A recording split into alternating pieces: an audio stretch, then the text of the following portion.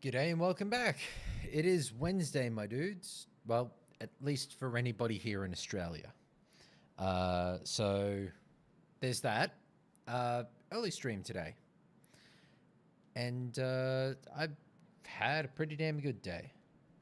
So just checking that.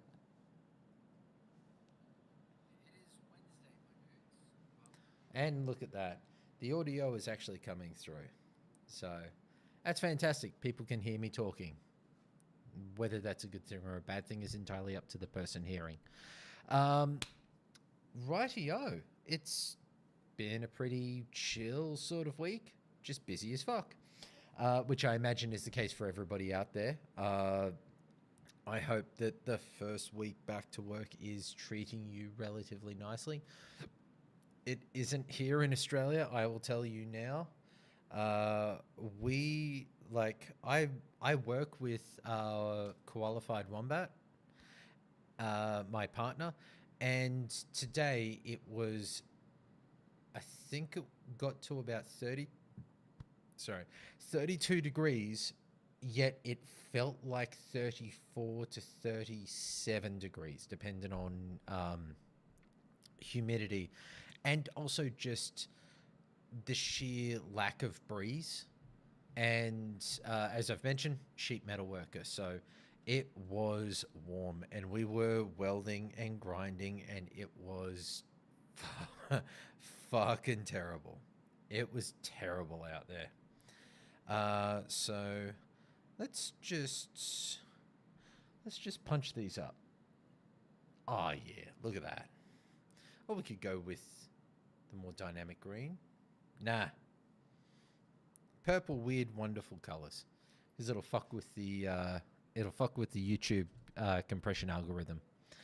So, seeing as this is an earlier stream, and instead of it being or having everything kind of set to doing things so early in the day, this is actually a stream that I did for people who are generally not on for the later hours. So it's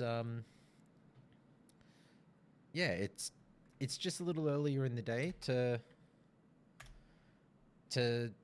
basically make it a little easier for some people. There are people like OMG Turtles who generally when I stream, which is about 2 hours from now, it's about 11 p.m. 10, 11 a.m. in the UK. So it would mean 2 hours earlier, it's 8 to 9. So generally in the start of the day. But also in the US, I do not know. I think it is a little earlier. I doubt that anybody from the US is actually watching. So yeah, San Francisco, it's heading towards 1 a.m. and in New York, it's like just before 4 a.m. So I imagine no one in the United States is watching. If you are, drop a message. I would be interested to see what it is that that brings you here for this sort of time in the evening or morning. Away from that, it's there we go. OMG Turtles is has popped up and saying that he's just heading off to work. Yeah, it's just a little bit earlier today, just as a little change up, I think. I like the idea of just having things be a little bit different here and there. So I'm just changing things up so that it's just that wee little bit different, just so that every time I stream, it isn't just locked to a particular time of day, and just able to relax, really, because I'm finding that is one of the key things about this is just relaxing. So as the title said, coffeeless Carnage, The original schedule said coffee and Carnage. However, it has been a long fucking day, and if I were to have a couple of espresso coffees, I would probably be pinging off the fucking walls. So I decided that was probably not in my best interest of getting a decent night's sleep. Decent night's sleep is overrated, but I should probably continue to, get normal sleeping hours, or keep normal sleeping hours. And yeah, I think today, seeing as we can't do coffeeless Carnage, I was just going to play some of my favorite game in the world, which is The Division 2. Or still at least one of my most favorite games in the world. And I'm doing this because I doubt he's here, and I doubt he's ever going to see this, but Special Nick, Nick Baker from Xbox Era, one of the guys I think out there who has one of the most unique and honest front-facing voices about what he thinks in gaming, and he cops a lot of shit, and I'm part of that problem because he's Australian, I'm Australian, and if you really like somebody, you tend to just give them shit. But one key thing,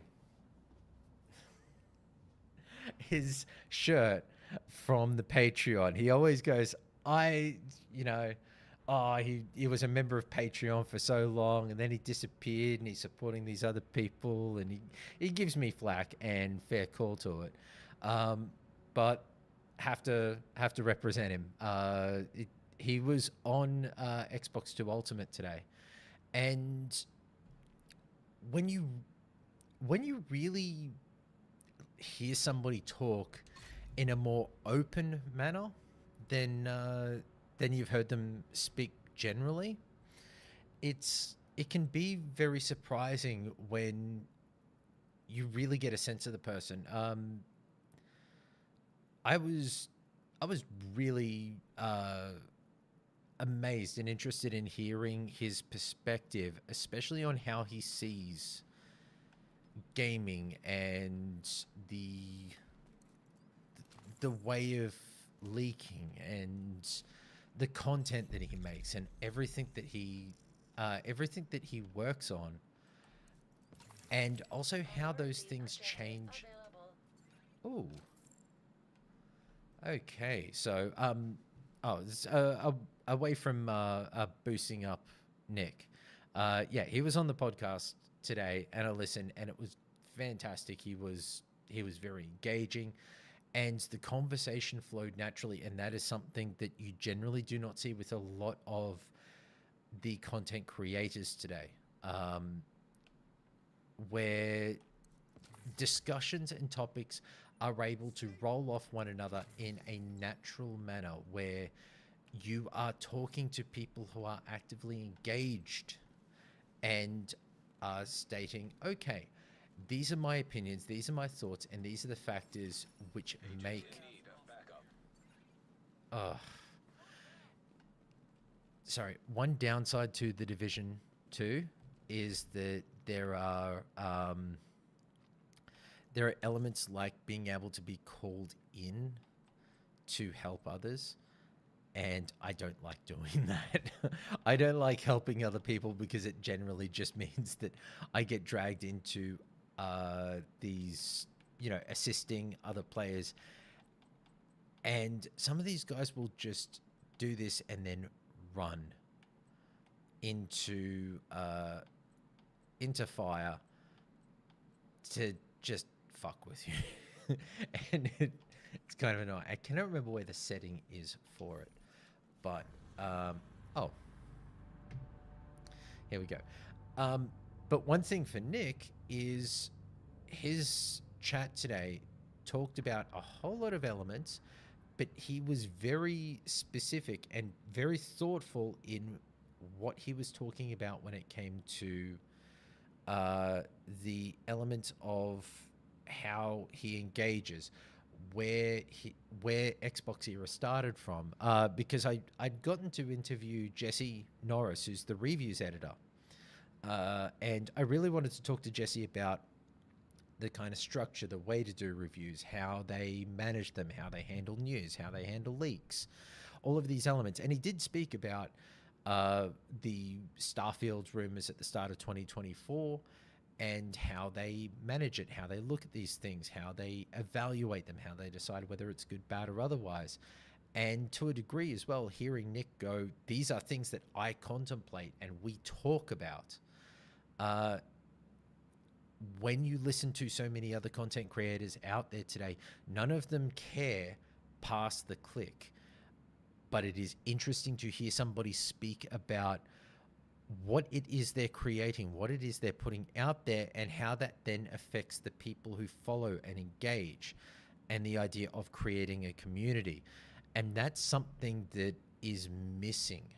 And I love hearing it. And it's great, especially to hear another Australian talk about this, because I'll be honest, I was very, very lucky, and I'm very thankful for the time and people that I got to know through Australian Gamer. Many of my friends, and probably my entire association with Manabar, which I don't think I've spoken about on here, but some people who do know me would know I was involved with the video game cocktail bar that started in Brisbane. I helped build it. I wasn't one of the founders or the people who put the money in, but they were friends of mine who wanted to do this, and I was like, I've never built a bar, but I know how to. I can't give you money, I can't invest, but I can help you do things. And that was a really wonderful opportunity, and I absolutely loved doing it. And I met incredible friends and people who I still to this day would drop everything to go and help, because they are fantastic. They're great friends who continue to this day. I shirt off my back for them. But that community, that group of people, was from the two founders of Australian Gamer, Yug and Matt, who started the Australian Gamer website. And the key thing was that they, self-admittedly, they were like, we're only doing this to get review copies of video games, because they could never get answers from Konami in Australia about whether Dance Dance Revolution would be coming to the PlayStation 2. They were massive fans, and they were classic gamers. They loved hanging out and playing video games. And sorry, the Carnage part of today is actually that I'm just going to do some daily questing in The Division. I figure if it's good enough for Jesse from Xbox era for him to just engage in one of his favorite games, then it's good enough for me. So apologies if the game audio is too loud. Please let me know, and I will adjust. But for those two guys, oh, hello, boy, and he's dead. I'm stronger than you. But for those two guys, they basically started the website to get review copies. Then Yug was living in Fortitude Valley, which is basically for Brisbane City. Imagine your nightclub district. That's where he was living. And the exact place in which he was living was over the top of the party district, and It had a incredible balcony. Actually, the balcony where I held my wedding reception, very kindly thanks to him and his roommate. And they would basically host big open parties where you could just call up and get buzzed in and go to this place where people were playing video games on a big projector. So there'd be people playing copies of oh, why am I not? Yes. Oh, sorry. I've completely forgotten how to redo an armor kit. That's smart of me. So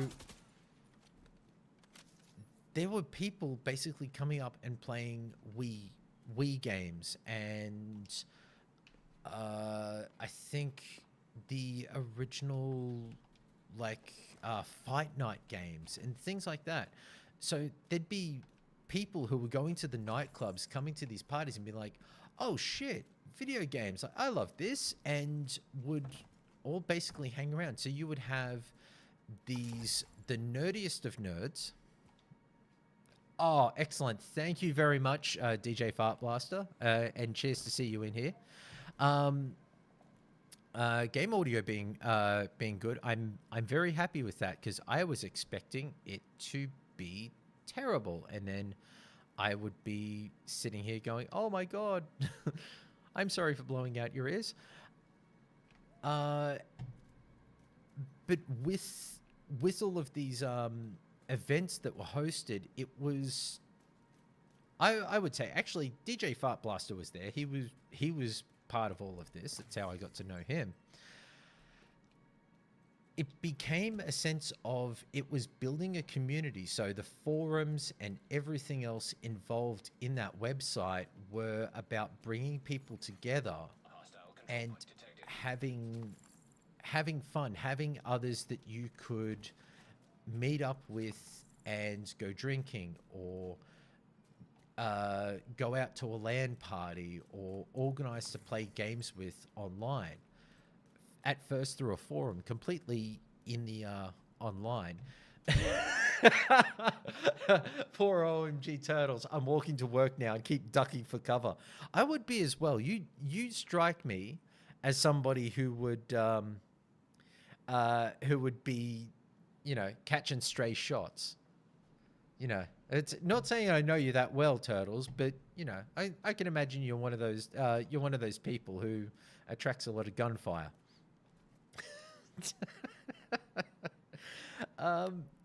But for all of these parties and everything else, it was about just meeting people, having fun, and these, basically being that that connection between the gamers who would game, but also introducing people to new to others, to have other people to play with outside of your own groups, by having just fun. There would always be back and forth, and a bit of argy-bargy. I'm not calling you fat. You just strike me as somebody who gets shot at a lot. But then again, I don't know what you do for a job, so you could be a cop for all I know. Considering the sometimes weird hours that you've said you've kept in the past, I don't know. Well, if you feel comfortable, tell us what you do for a job. But no, by no means am I calling you fat. If I could move the camera down, you could see the. I have no six-pack. I have a keg. And it is a keg that I'm trying to work on, and it is not getting any less keggy. I just I am suffering through my fat phase right now as well. But for all of these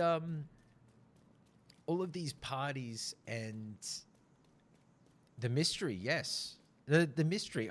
I'm always interested in people in what they've done. Whenever you stop and you meet somebody, there's always so many interesting things that happen in someone's life that you can never that you can be completely unaware of. I will give an example that he isn't here because I haven't told him. DJ Fart Blast is saying I have the whole brewery and there's a mystery gas leak. I'm just imagining like all these brewery workers just laid out.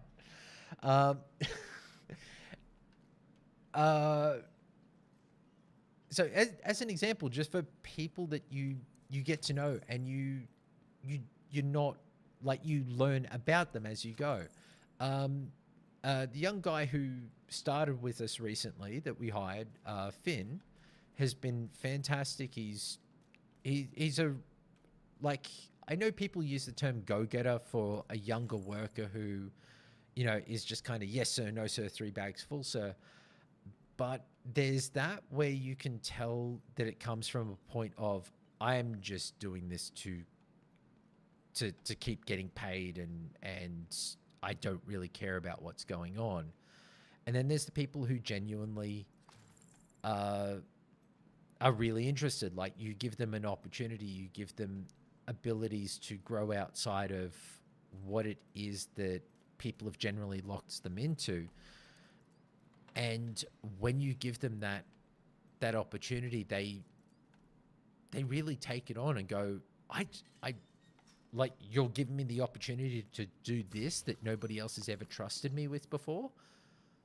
Fuck yeah. Like I'm on board. I want to do this. And they're willing to, you give them the opportunity to learn and be paid to learn, and they will engage with that and build their skills. And it also then helps build out the potential for what they can do in the future. You should never be, locking people down to simple things like, keep inside your box. That everything should be about make the boxes bigger. Like I want people to have bigger boxes. Nobody should ever be stuck inside free knee pads. I don't know what this entire thing is about as well. Okay, looks like things. I have no idea what's going on in this season, and it is really throwing me. I wish it wasn't like 4 a.m. in Miami, because I'd be like buzzing Jesse from Xbox here and being like, dude, what the fuck is going on with these seasons? But sorry, to get back into it, for Finn as a young guy, like he's learning the job, and we find out new and interesting things about him. And as we're driving home, I think it was one day recently,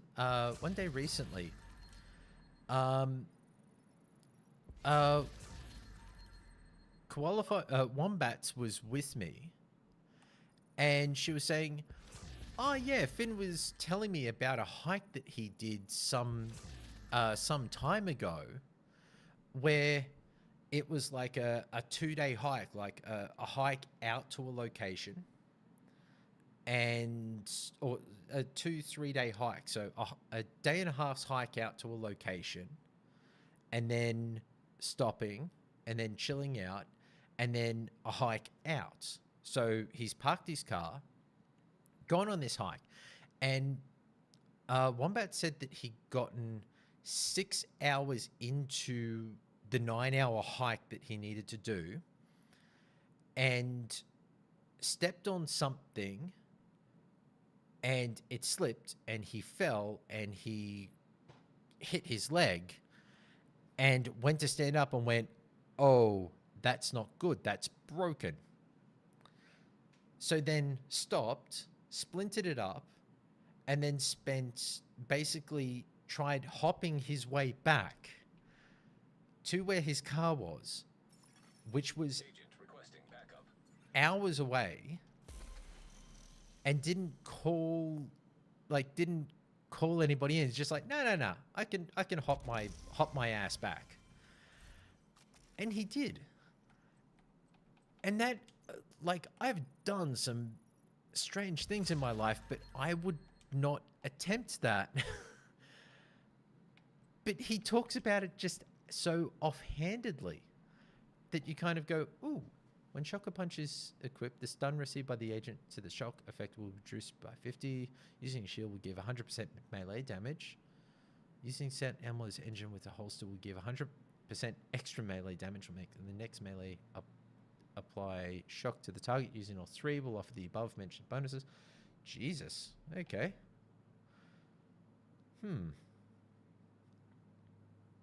That is interesting, but very much against my build.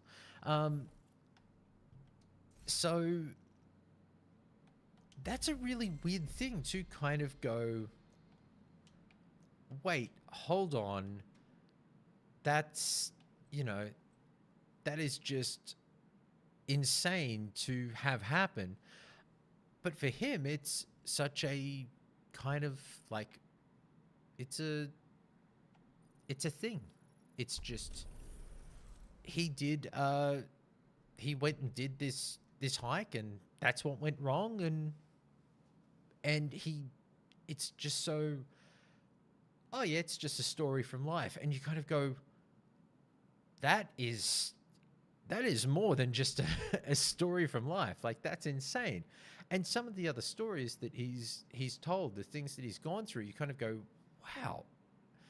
And I love that about kind of meeting people and chatting and talking in Discord channels and everything else, because you can find out so many interesting things about what people experience in life.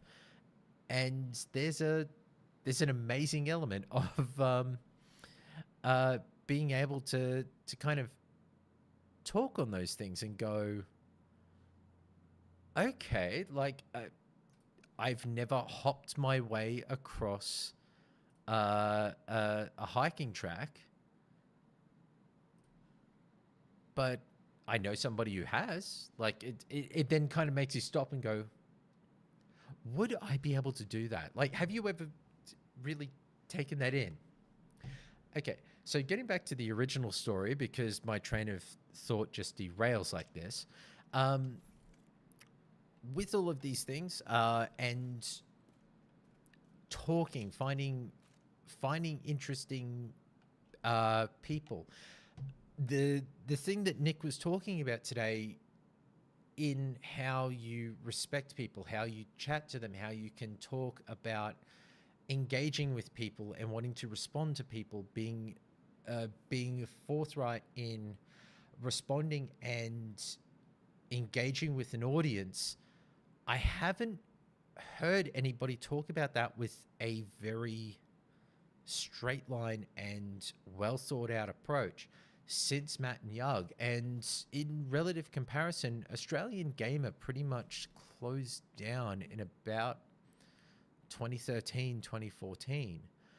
And since then, there has not really been I don't want to denigrate the other Australian groups out there for video game content, but nobody has kind of hit the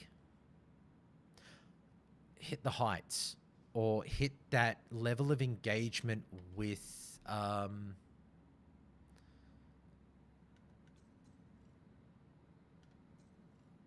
an audience in that way. So it's it's interesting to know that there is someone out there who really cares about those things and is wanting to make sure that people feel heard, especially when it comes to talking about video games or engaging on topics, or even just asking about, hey, what's a great video game, or hey, what's I like this thing, have you heard anything about it?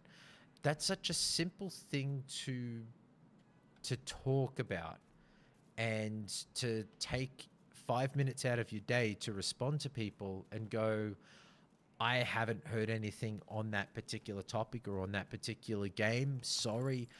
I will ask around, and if anything comes up, I'll let you know. Not many people do that, because it's all, generally the social engagement element is about engaging with the people who you want to engage with, which are always people to raise your own profile. And Nick actually did talk about that, and Rand had mentioned it as well, as did Jez, that sometimes people would have them on specifically to, they want these people, like they want these people on their podcast or on their show to grow their own brands, to go, hey, we've got these people who have a much bigger social media profile than me, or such a lot bigger X or Twitter profile, or this or that. So they want these people as guests to be able to grab their social cachet, their potential audience, then bring that in and make it become part of their own potential audience, bring more people to them. And it's surprising that for Nick, he said, I don't mind being, like, not in a sense used, but being able to say, I want to help grow that. And I think it was Jez's point that he doesn't mind going on to talk to people when it's always in good faith, because as he puts it, I've had my growth and notoriety in the video gaming world has come off the back of Xbox. They didn't really get a say in it, but I was able to ride on their coattails. So now I feel the right thing to do is to help bolster and bring more people in. And it wasn't until I heard people who I've listened to for years now actually say this and go, these things matter, like help bolster and support the voices that matter to you, the people who are doing good work and always engaging in the right way. That it makes you realize how long it's been since you've heard people actively talk about that, or engage and go, I like these people. These people are great content creators, or they're, this person's a reliable leaker or a reliable content creator. I like them. Those sorts of things. When you haven't heard it be said in so long, and you hear it and it's a shock to you, that kind of speaks to a bigger problem, that you would think that, everybody should be out there helping and supporting one another, that there should be great content, and everybody should be bolstering one another's positions. But if that's the way it is, that people out there are not feeling like there's enough good work being done, that's a scary ass thing to hear, that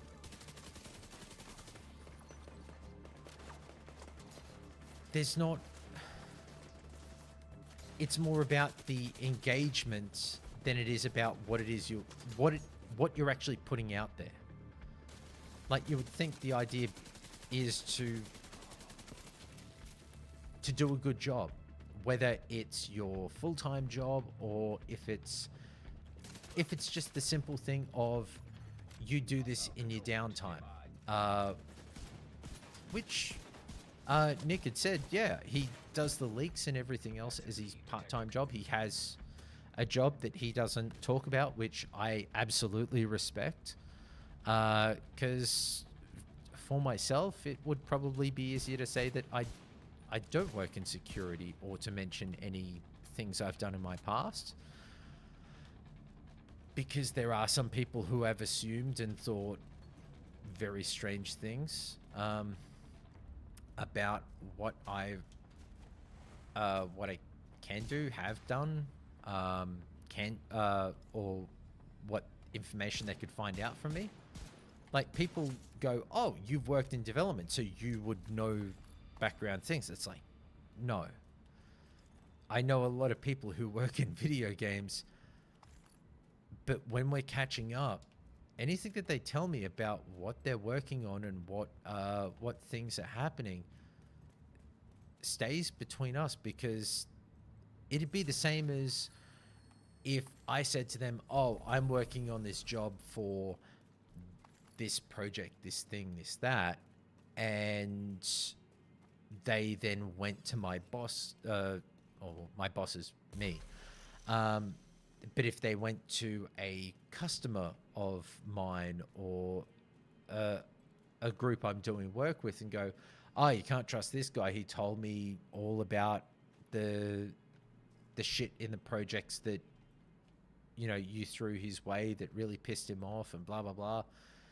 You know, you could absolutely screw with a friend's livelihood. And that's just kind of not on. So I can absolutely understand not wanting to try and keep your work life and your social life to a degree somewhat separate. And the amusing thing being is people immediately going, oh, maybe he works in OnlyFans or anything like that.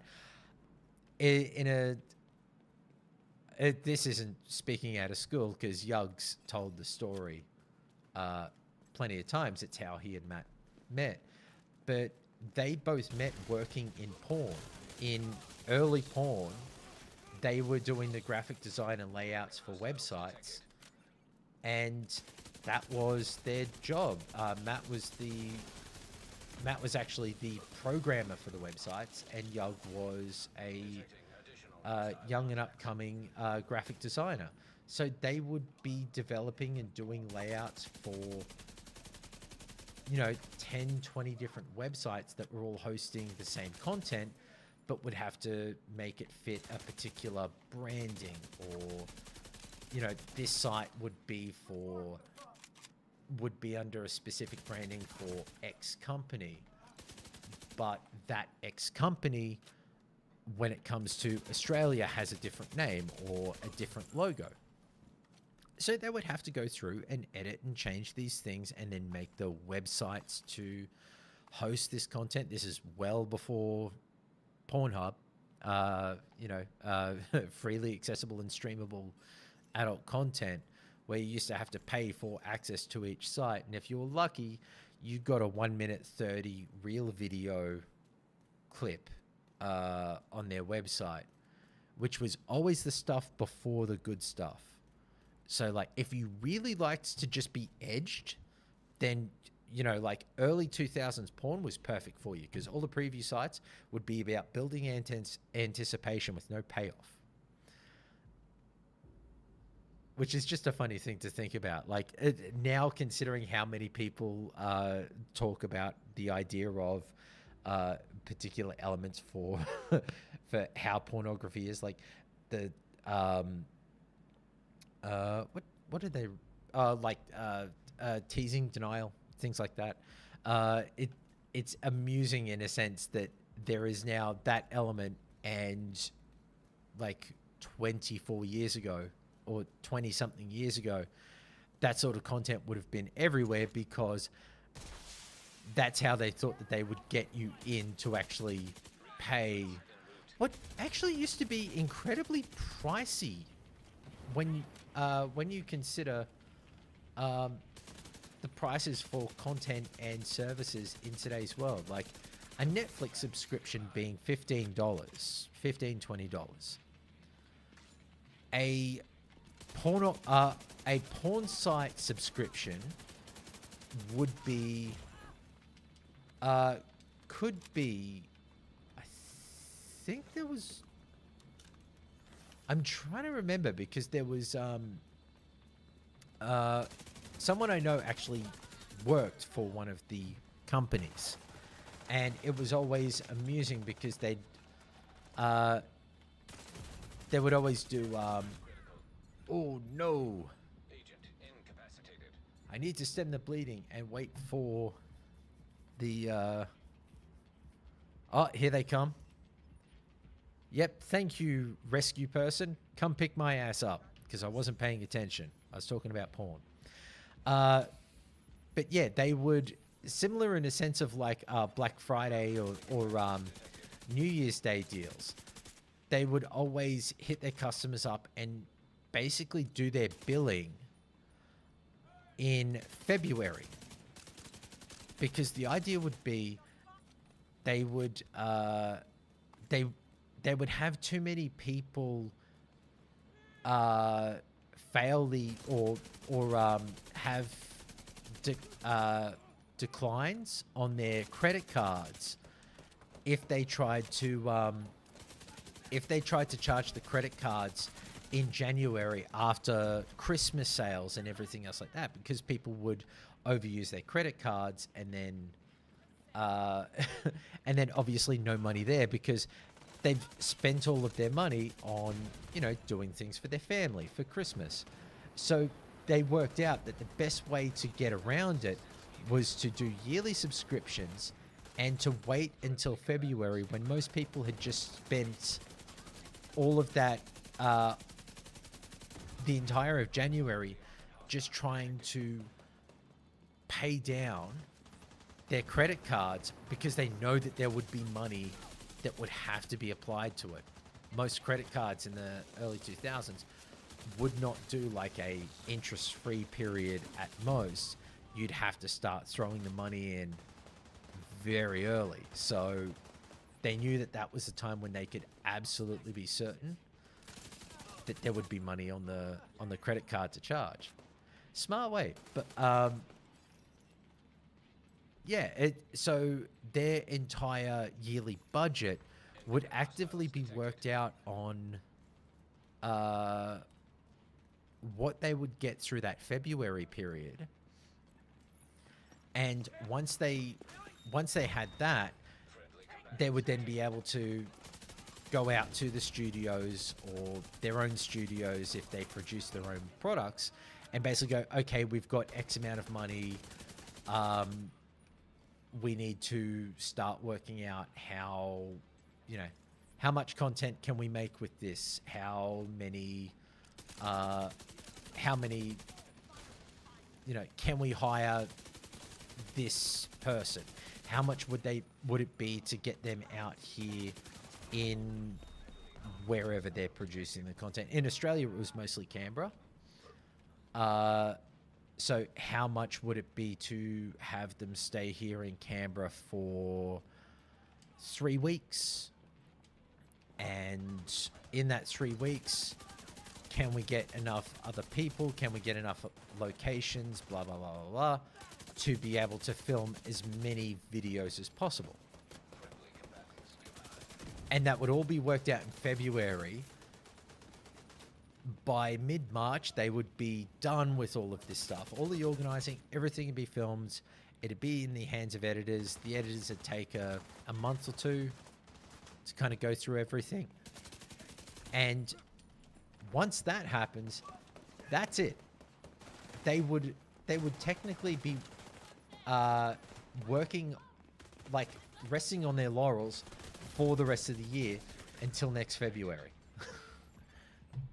So in porn, you would like if you were in the production side of it, you would be working for 6 months of the year but the businesses would pay you all the way through the year, so that if anything did come up where they're like, we got this request, or this company wants to do work with us, or so on and so forth, they basically have you on retainer, which is a very strange thing to consider in how you consider the entertainment world today. Like, there is no retainer work when it comes to working in Hollywood. Like, if you're lucky, you have a studio job. But yeah, this is your Wednesday introduction to the history of pornographic content production in Australia in the early to mid 2000s.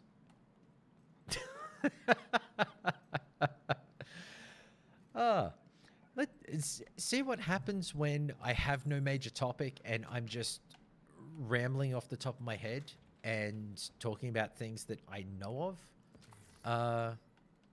You get this sort of stuff. Probably why I should be doing these streams with someone else specifically, so that they could kind of stop me and go, Crow, what the fuck are you talking about?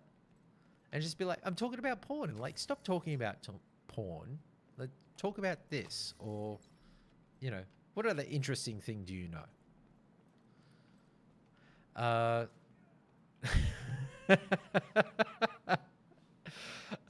So did you get whiplash when you started talking about? Yeah, I do apologize. Oh yeah, Twitch would probably be pissed off with me talking about corn.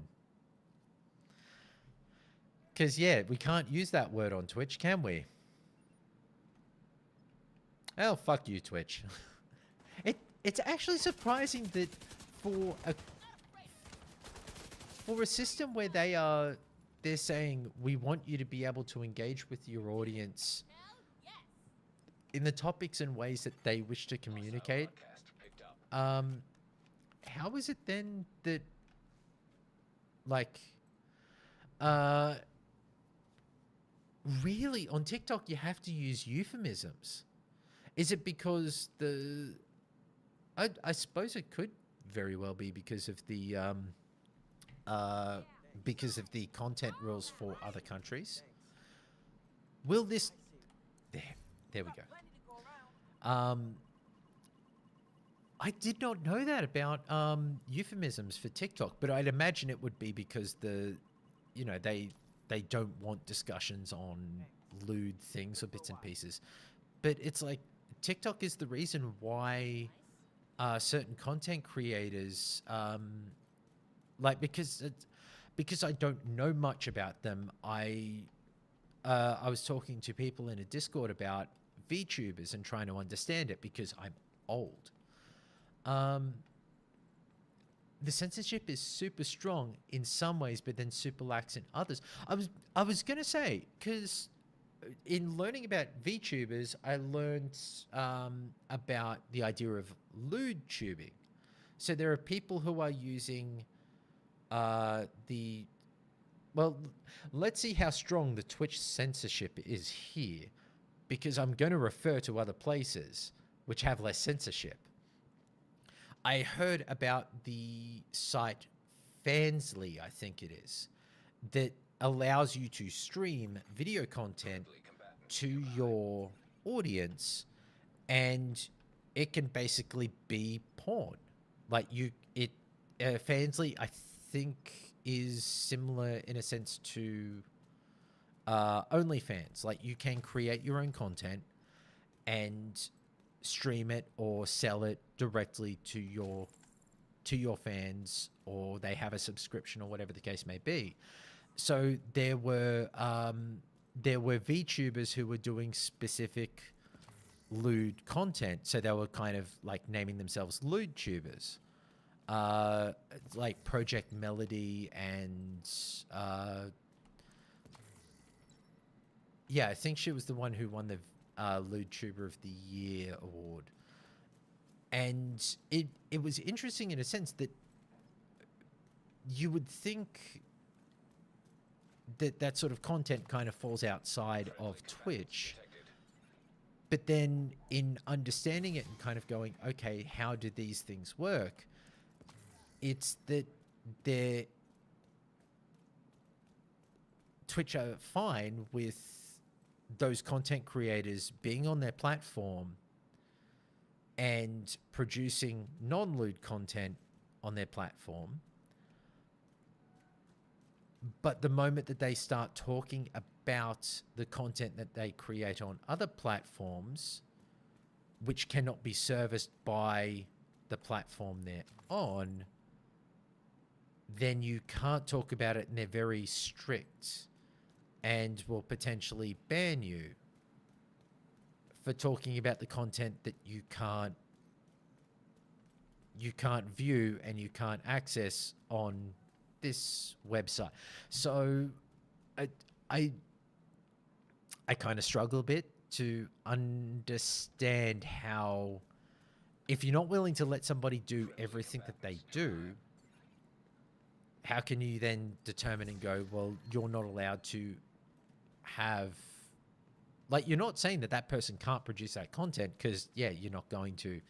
If somebody wants to make pornographic content and sell it out there, it's their goddamn right. It's their goddamn body, and no platform should be able to tell somebody you can't do that.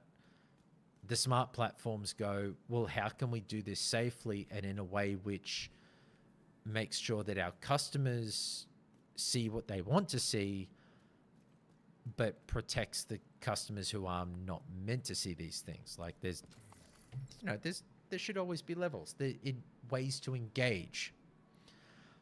But it always strikes me as a strange thing. YouTube is very strict. Yeah, I absolutely agree. Celestial Meow, Celestial Bob, Meowcade. I will use any one of many names for you, Ashton. Celestial.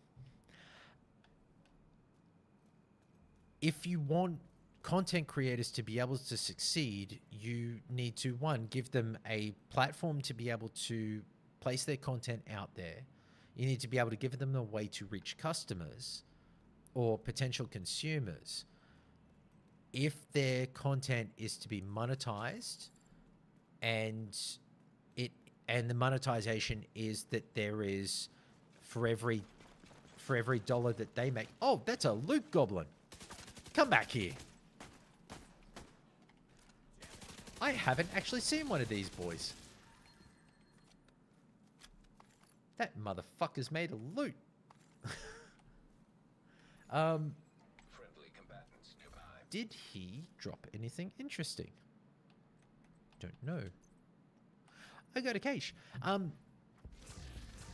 Yeah, it should always be a case of, for all of the content that's going out there, you have a platform and they are the creator.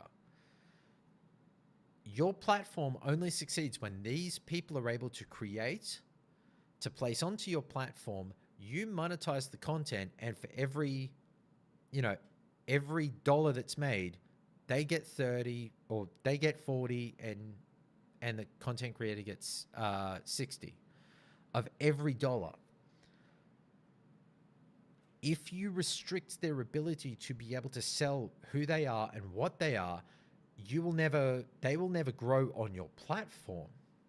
Now, if it's content that falls outside that platform, that can be a tough thing, because ultimately you should want to help them grow.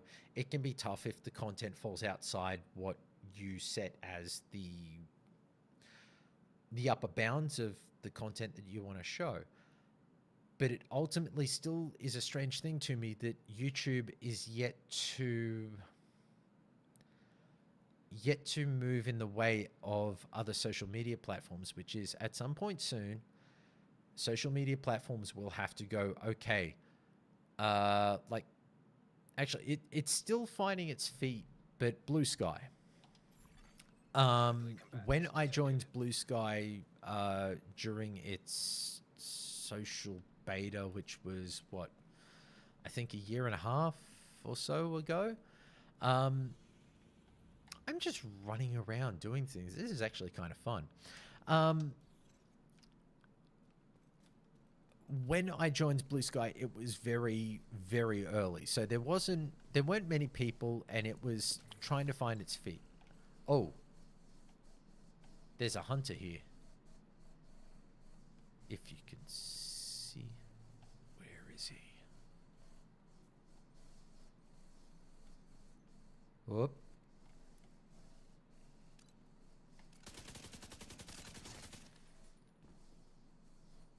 Okay, this is really friggin' weird.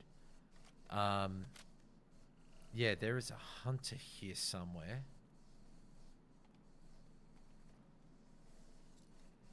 So I can hear enemies moving about. Sorry, I will get back to my point about Blue Sky in a moment, but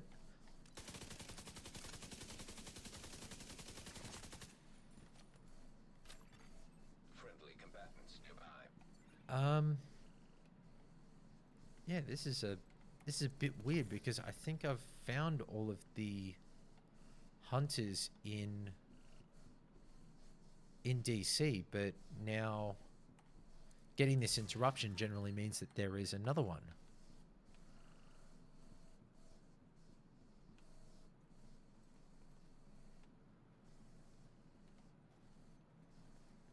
There's one of these dudes.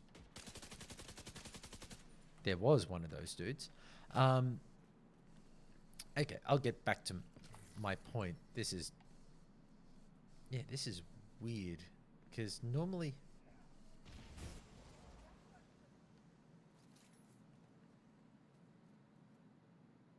oh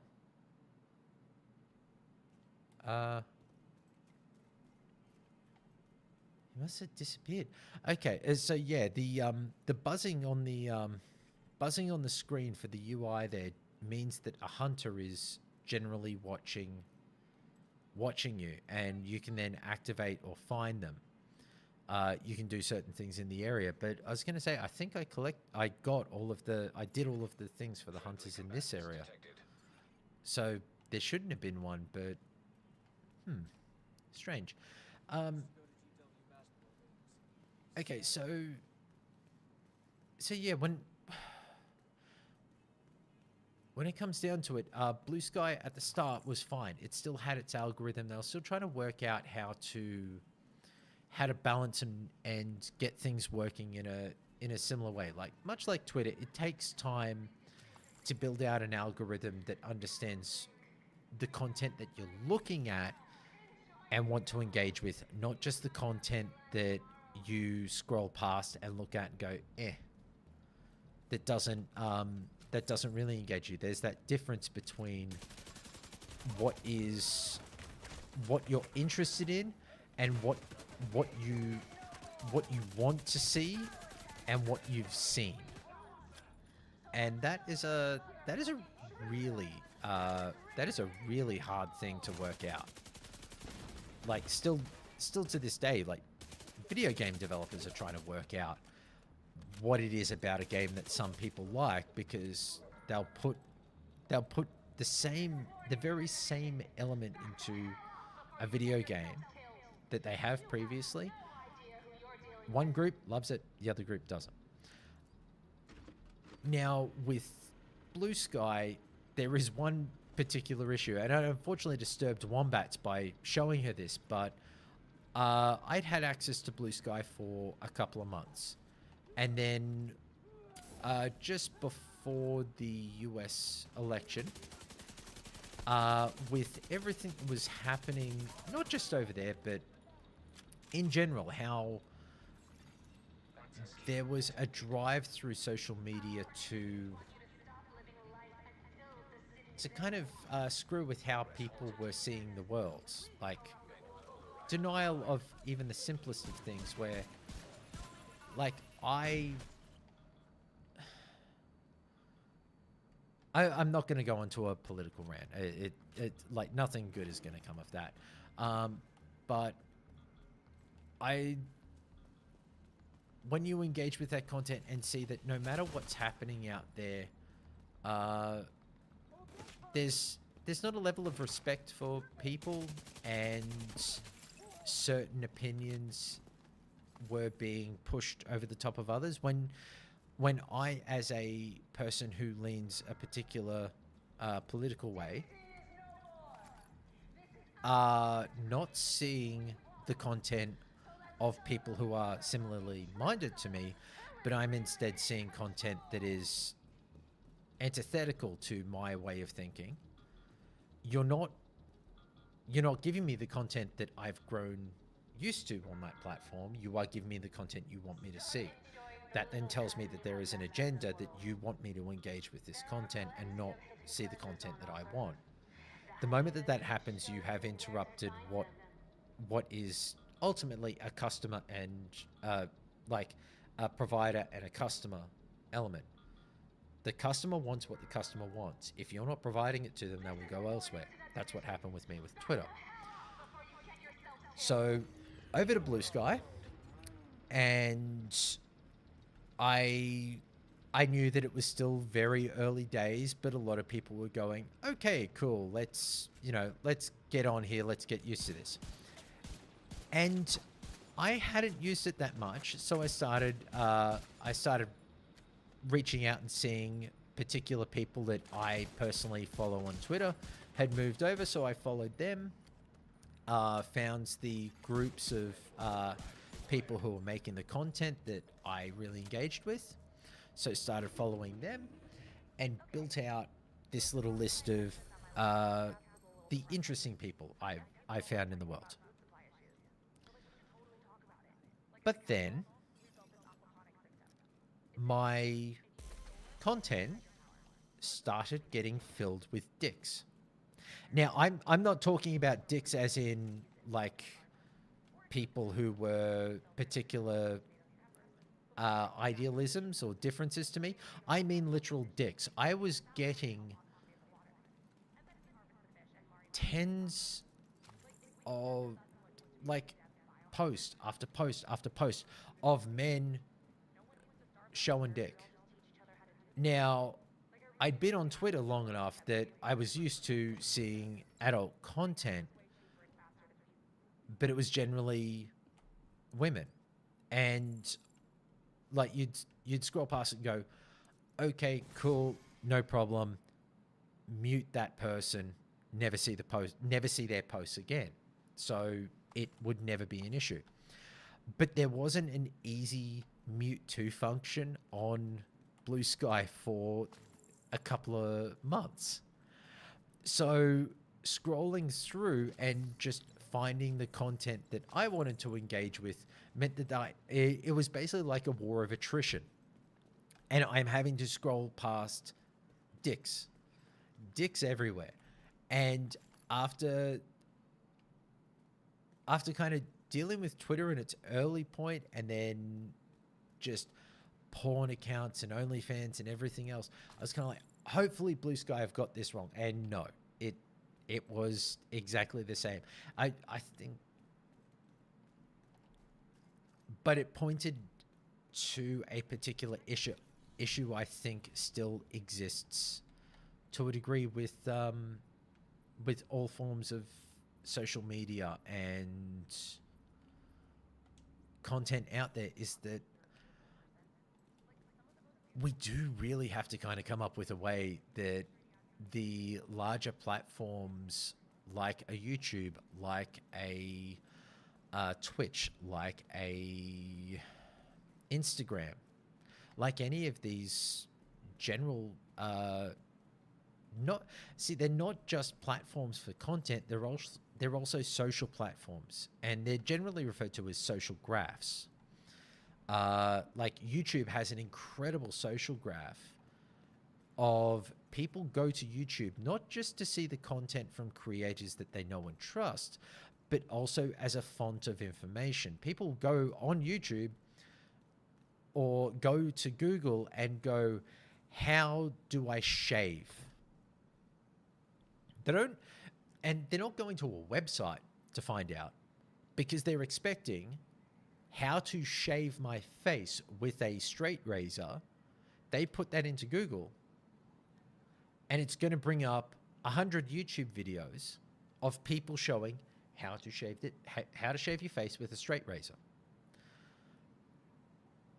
Now, when all of that is so built together, you are ultimately going to come to a point where you need to separate what starts to cross that line of general knowledge to specialized knowledge or adult knowledge, and what is considered for the Australians, what falls outside the GPG rating and goes into M, like M and above. You need to start to be able to do that, and to have Twitch still be this platform, at least to my knowledge. I am not the font of all knowledge. Civilians in danger. To have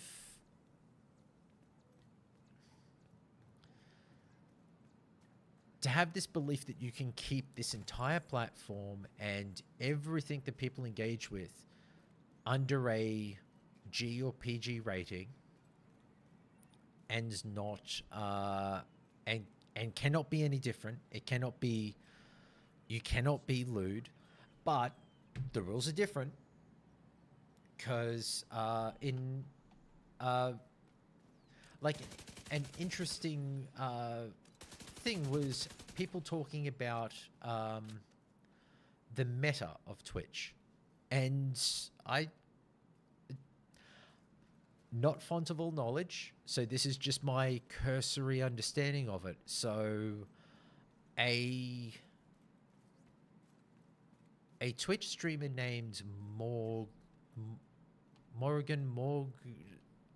it started like Morrigan or something like that.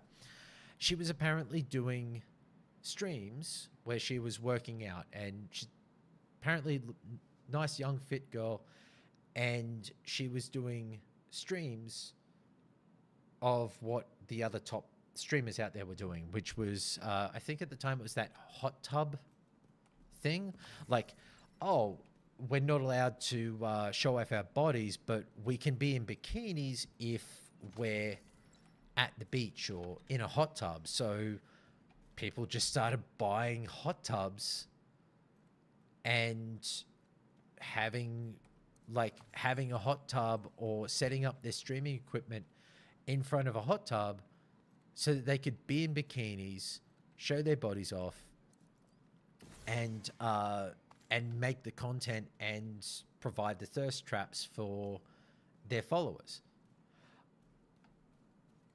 I don't agree with it, but I think that's a fucking smart idea. The people want the content, they want to engage on a platform that they're already part of, and it just kind of makes you go, yeah, they worked around the rules. That's smart of them, okay. So then they change the rules, and you go, okay, the rules are being changed, people are being banned.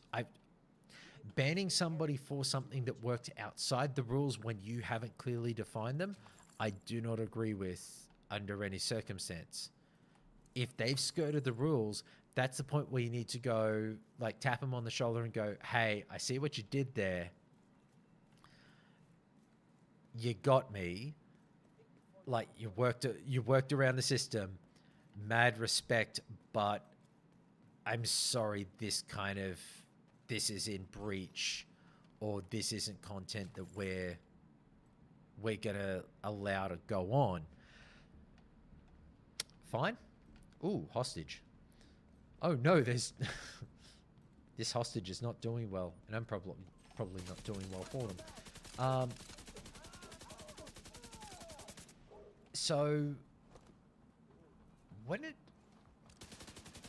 So this Morrigan chick, they went, oh, you can, however, wear workout clothes. You can do workout streams. We're not going to stop that. Like, you should be allowed to do streams doing workouts, and like you hit a particular, like, people cheer you a certain amount of bits, and you have to, you know, do 10 squats or 3 push-ups or whatever the case may be. Like, okay, cool, that makes sense.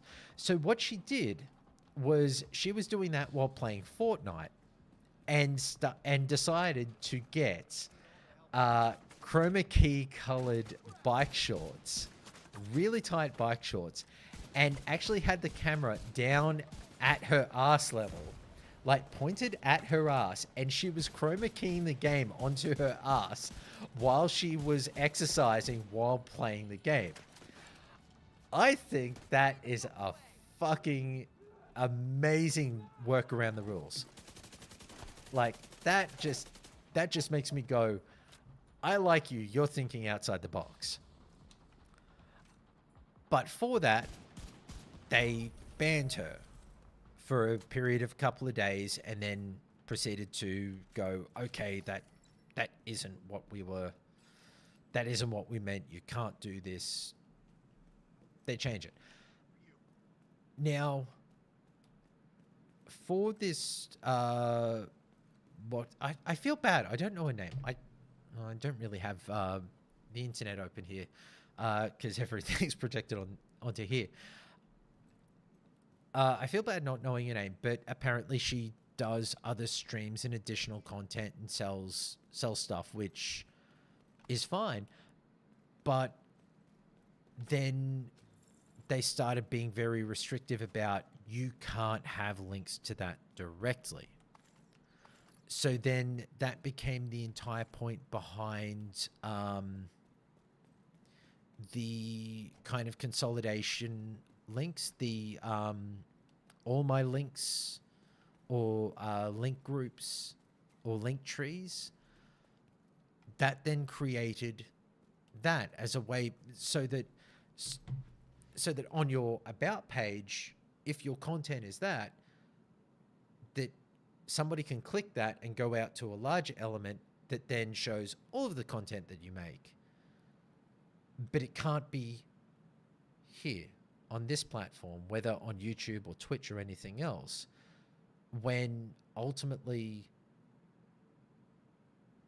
how you present yourself. If a platform is telling you that you can only present yourself in this box, but the box is so much wider and you do so many more things, you're restricting the content creators in what they're able to put out there. How is someone meant to follow that unless... Because some people just go, oh, you know, they could be completely oblivious like I was in my late teens, early 20s. It's, oh, look at this girl. She's so lovely and sweet and does all these things. They're watching them on one platform and going, oh, it's that they do videos and they do workouts and they wear a low cut top. That's nice. They're pretty, but that's all they know them for. Unless you can kind of be a bit more straightforward with it, you could, like, the content creator may not be able to engage or have people engage with that content if they've got no fucking clue it exists. And trying to get people outside of one platform, it's actually a strange thing. For a lot of people out there, if they follow you on one thing, so they follow you on Twitch or Twitter or wherever the case may be, to get someone from one platform where they are comfortable to go to another platform. So say I was only on YouTube, or actually no, I'm probably not the best example. Say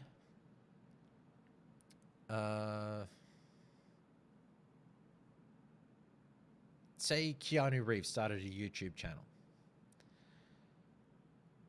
He gets millions of followers, millions of people watching here on YouTube. Then he goes, okay, Twitch makes him an offer, a very lucrative offer, and he goes, okay, cool, I'm going over to Twitch.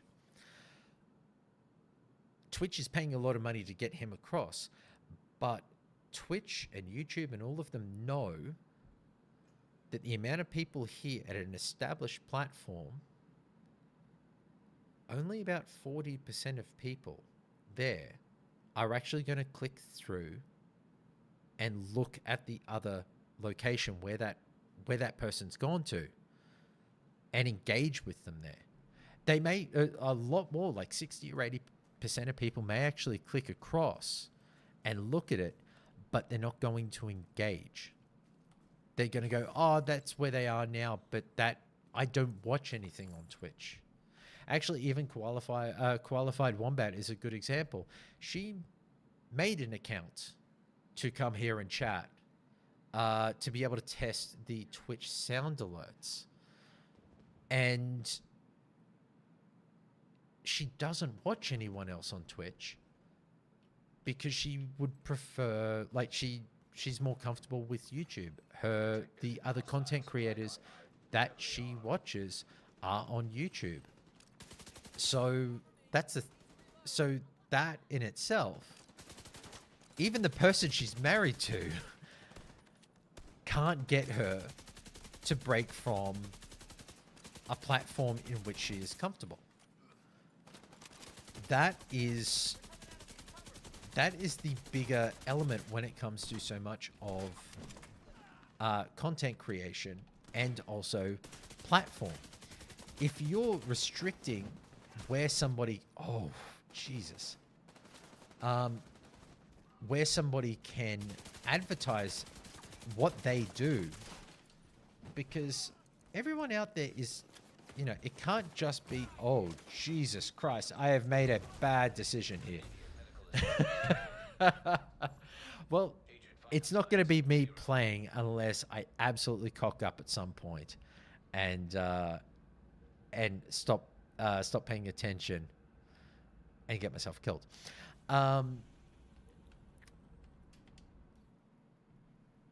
When it comes to that content and everything, it always throws me to a degree that instead of trying to make the platforms better where you can have a broader, more diverse level of content by helping people engage with what it is they're specifically looking for, we instead lock these things down and go, no, Twitch has to be PG as possible.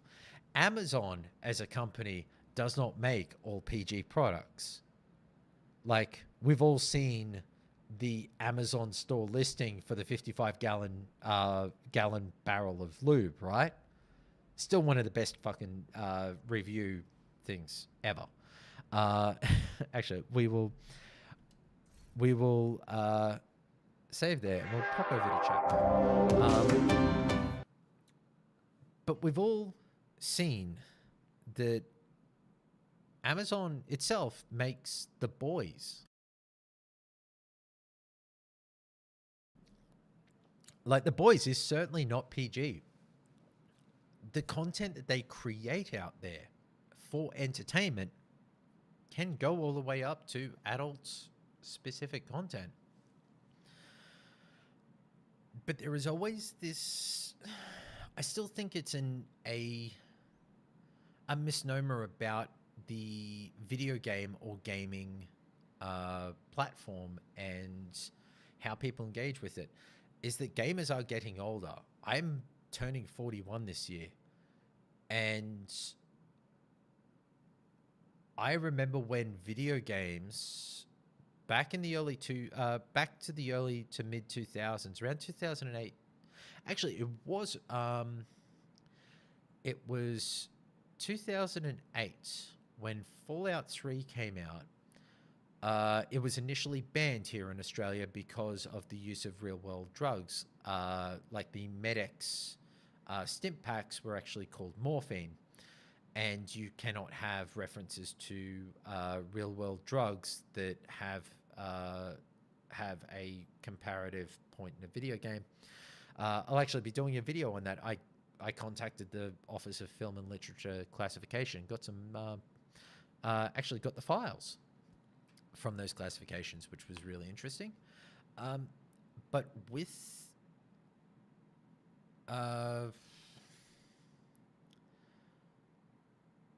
with content way back then when Fallout 3 was denied its rating, it was specifically stated that I believe it was the Game Developers Association of GDSA in Australia, Game Developers Association, specifically stated the median age of gamers in Australia was approximately 31 years old for all the people that they had as people who played video games in Australia.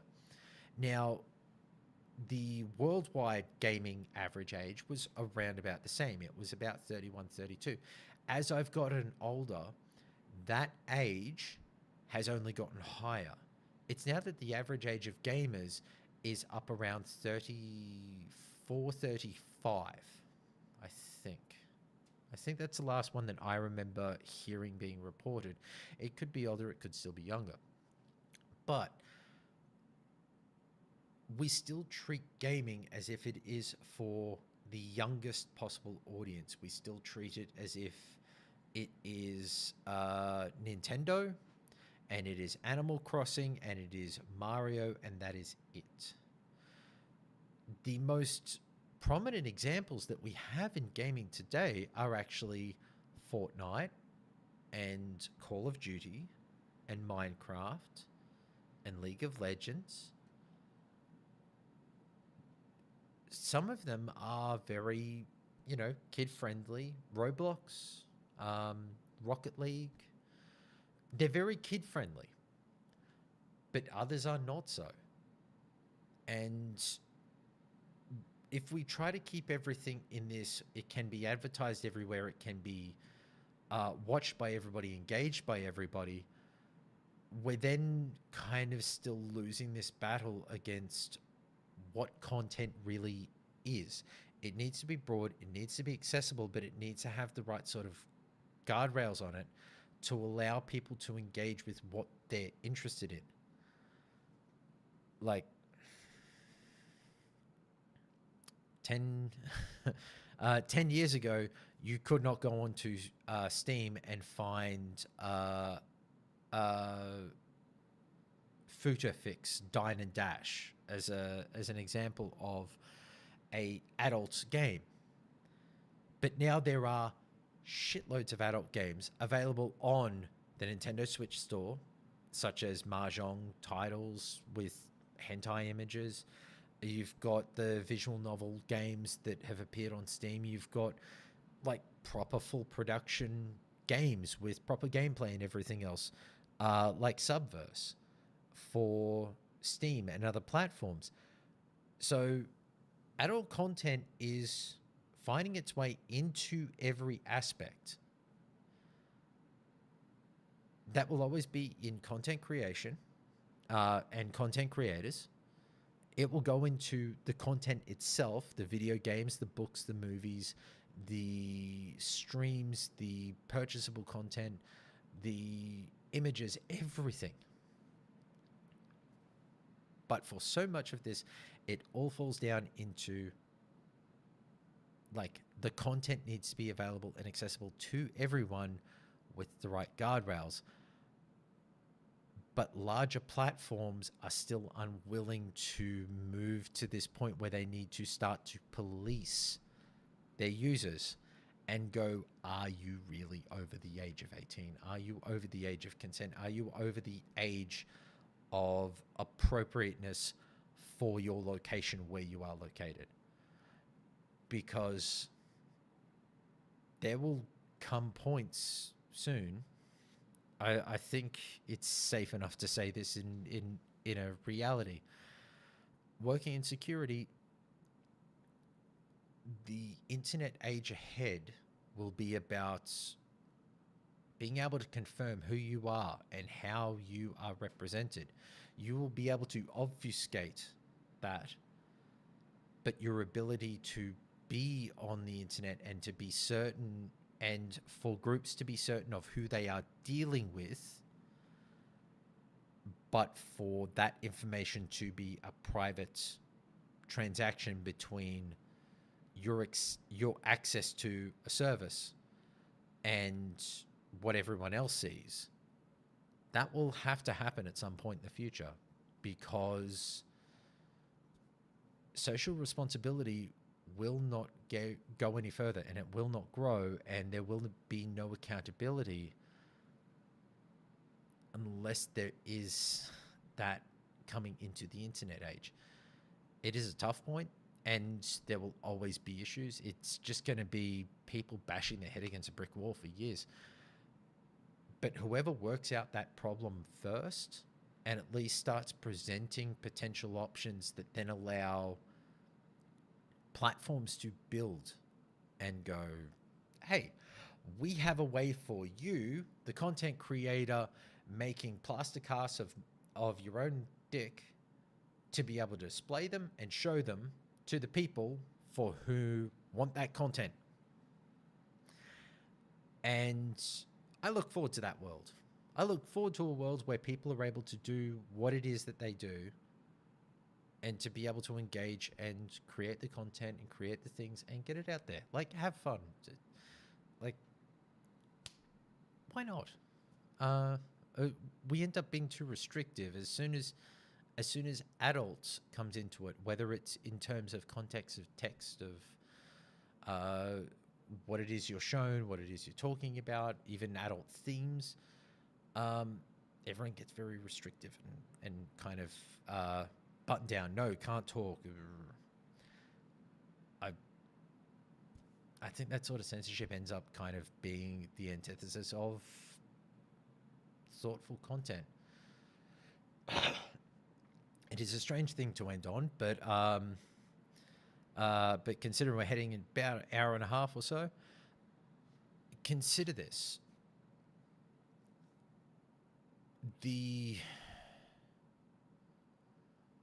The rise in discussion about mental health issues, about how people were finding and discovering things about themselves in the kind of morass of what was the COVID years of 2020, 2021, even leading out into 2022, where people were having difficulties being by themselves, were reaching out and talking, discussing larger concepts, larger things. People started being more inquisitive on topics. I believe it was an LGBTQI plus group in Australia had said that, and I'm paraphrasing this at best, but during that period of COVID lockdowns, they had a lot more inquiries and open-ended questions being placed to chatbots for their websites, where people were going, like, how can I work out where I am in the spectrum? I don't think I'm this. Like, I don't think I'm straight, but I don't know where on the spectrum I am. What actually describes me? So, but instead of them guiding people to make decisions, they would just go, well, here's descriptions for each of these things as they are. Have a read through it and see what you think. Which one sounds the right to how you feel? So then we get larger discussions about people having gender fluidity, or having more of an understanding about how they feel inside themselves, or how they're mentally engaging with the world. These things happen when we open up and stop trying to restrict or push people into a little bubble of, we don't talk about these things. The moment we do start talking about them, or allow people to start questioning themselves, is where you can then get some growth. Some people need that growth. Others, they are perfectly happy who they are. They know who they are. And that's great. But it's the people who don't know. If they're not able to find those answers to those questions by asking that question and having the internet not so censored, where we don't talk about those things, then they'll never know. They'll never find out. And that may be the antithesis of their own happiness. because finding out can be the biggest change in their life. So I know that's a really weird point to end on, but we went from discussing pornography in the early 2000s for Australia to the idea of censorship and content creation in the online space and where I think some of those issues are. That is a really weird stream, but we've done an hour and a half, which means that I think that's pretty damn good for me. And I'm very happy to see OMG Turtles popping in to say hello on the way to work. And I'm very glad to see you. And yes, every Wednesday will be an early stream. It will actually be Wednesdays and Saturdays. So it's right now Wednesday in Australia. Wednesday and Saturday. Saturday's stream will be roughly from around maybe 9 or 10 a.m. and will be maybe a couple of hours. I might actually sit down at my desk because I've been using this as a standing desk because I stand a lot at work and it feels quite comfortable to be able to do all of this and just move my feet. I'm not really somebody who likes to kind of sit unless I'm on my couch. My couch is the sitting spot. So yeah, there'll be earlier streams on Wednesdays. It'll be pretty much what we're doing today, and on Saturdays it will be much earlier in the day. But yeah, we'll pretty much I think keep to maybe the 8:30 streams for Monday and Friday. Although we might lose either Monday. I think we might lose Monday dependent on some real life stuff I might need to do.